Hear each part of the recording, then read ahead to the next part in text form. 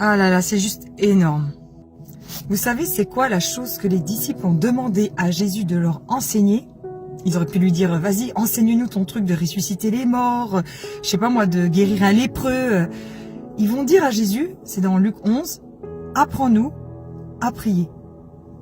Bon, s'ils ont demandé ça à Jésus, c'est parce qu'ils ont dû saisir en traînant avec Jésus que c'était ça la clé de tout le ministère de Jésus. D'ailleurs, on le voit souvent dans les évangiles. Hein. Jésus, alors il fait des trucs énormes, hein. Ça c'est vrai. Il ressuscite les morts, il fait que les paralytiques ils marchent, les muets ils parlent, les sourds ils entendent. Mais en fait, on se rend compte que où est-ce qu'il trouve ça, cette force, où est-ce qu'il recharge ses batteries? C'est dans la prière. Des fois, il va passer une nuit à prier, où on voit qu'il s'éloigne, il va sur la montagne. Et donc les disciples, comme ils traînaient avec lui, ils ont compris que ça, c'était le résultat de ça. Et que la prière, c'était la clé. Donc je pense que vous voyez où est-ce que je veux en venir. Si dans nos églises, il y a peu de conversion, peu de miracles, peu de délivrance, c'est qu'il y a peu de prière. C'est tout. C'est tout. Faut pas dire, ah si, moi je prie. Ouais, t'es dans ta voiture avant d'aller au boulot, tu dis merci à Jésus pour la journée. Avant de manger, tu dis merci pour le repas. C'est bien. Mais je crains que ce soit pas ça la prière. Vous savez, il y a pas longtemps, Dieu m'a dit, Johanna, tu sais pas prier. Je lui ai dit, tu sais quoi Seigneur, t'as raison. Il m'a dit, il va falloir que je t'apprenne à prier. Et il y a des versets dans la Bible où Dieu dit, vous ne savez pas prier. Vous priez mal. Ça veut dire qu'il y a une façon de faire, qui bouge pas le cœur de Dieu. Ah, vous allez me dire, oh, on est dans les méthodes et tout. Non, non, non, non. On est dans des principes de Dieu. Si tu ne sais pas comment aborder la prière, tu auras peu de puissance dans ta vie, et peu de puissance, peu de résultats, c'est sûr. Vous savez, c'est quoi la réunion la plus importante dans une église? Ça devrait être la réunion de prière. Il y a même des églises qui n'en ont même pas. Il devrait y en avoir une au moins par semaine. Si ça peut être tous les jours, franchement, faut le faire. Il faut faire des semaines aussi, des campagnes de prière ou de jeûne. Et les églises où ça bouge, c'est les églises qui ont mis en place la prière. Alors, parce que moi j'aime bien regarder au coin. En Corée du Sud, l'église de Yankisho, ils sont presque 1 million, voilà. Mais c'est des machines à prier. Vous savez ce qu'ils font? Avant d'aller au boulot, à 5 heures du matin, ils vont à l'église et ils prient. Et après, ils vont au boulot. Avant d'aller à l'école. C'est tout. C'est tout, il n'y a pas de secret. Vous savez c'est quoi notre problème, franchement? C'est que nous croyons qu'on va y arriver sans prière. Ah, la honte. La honte, hein. Je vais vous dire une chose à laquelle je crois. Si tous les chrétiens du monde entier passaient 1 heure avec Dieu par jour, alors me dites pas que vous avez un emploi du temps, je sais pas quoi, chacun fait ce qu'il veut de sa vie, 1 heure, ça te vaut une série Netflix, hein. Donc voilà, 1 heure. Je pense que le monde entier rencontre Jésus, quoi. Parce qu'en fait, on n'est pas 3 milliards de chrétiens, non. On est 2,8, 2,7, 2,8 si tu rajoutes l'église persécutée, parce qu'il y a des chrétiens qu'on n'arrive pas à recenser parce qu'ils sont dans les pays persécutés. On va dire qu'on est 3 milliards, si vraiment on le faisait. Donc, vous verrez. Parce que ce qui impacte le plus le monde, j'aimais bien cette phrase, hein. Comment il disait, c'est pas les présidents, c'est pas les gouverneurs et tout. Ce qui dirige le monde, c'est la prière. Quand le peuple de Dieu se met à prier, on voit le niveau dans le monde monter. Et quand l'église, elle chute, elle prie plus, elle est devenue une blague, et tout ce qui est mondain remonte. Parce que la prière, c'est une force spirituelle. Tu crois honnêtement, je vais te dire quelque chose, tu crois honnêtement que tu peux élever tes gosses sans prière? Tu crois que tu peux aimer ton conjoint sans prière? Mais tu te prends pour qui? Tu crois que tu vas réussir à avoir une église sans prière, un ministère sans prière? Puis je te parle de la vraie prière, hein.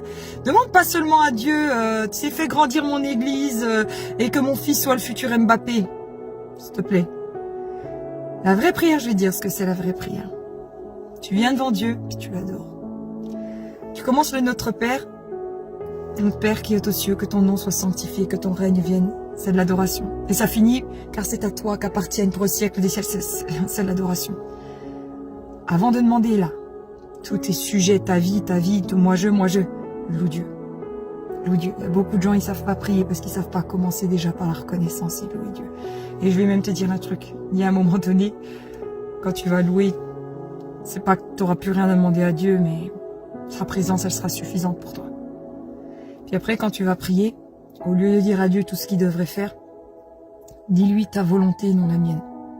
Et commence à prier selon son cœur. Tu vas me dire, mais Johanna, alors pourquoi, s'il sait ce qu'il faut faire, pourquoi il le fait pas, pourquoi il faut que moi je demande et que ça reparte vers lui? Parce que Dieu, il est après ton cœur. Parce que je vais te dire quelque chose. La prière, avant de changer ta situation, elle va te changer toi. Elle va changer ton cœur. Il faut vraiment récupérer la prière. La prière et l'adoration. Vous mettez Jésus au centre. Puis vous allez voir, ça va couler sur votre famille, couler. C'est presque vous qui allez dire, ah ouais, les choses se défont toutes seules. Parce que la prière, c'est de l'huile. Hein. Ça va déverrouiller, ça va faire du bien. Donc en France, en tous les cas, je sais qu'il y en a qui regardent un peu partout dans le monde, mais en France, il faut prier, hein, les gars. Il faut prier, lève-toi la nuit s'il faut. Hein. Franchement, hein. De toute façon, je vais te dire un truc. Soit tu pries, soit tu subis. C'est un choix. De toute façon, la difficulté, elle va arriver. Dans la vie, il y a des difficultés. Hein. Bienvenue sur la planète Terre. Donc, soit tu as une longueur d'avance sur l'ennemi et tu pries. Et puis quand tu pries, en plus, non seulement tu déjoues ces jeux, mais en plus, tu vas remplir le ciel. Ça va être génial. Soit tu vas subir. Donc, tant qu'à utiliser ton énergie, tu vois, regarde. Vaut mieux passer une nuit à prier qu'une nuit à angoisser. Bon, tant qu'à faire, prie. Il faut prier. Je leur dis, il faut prier.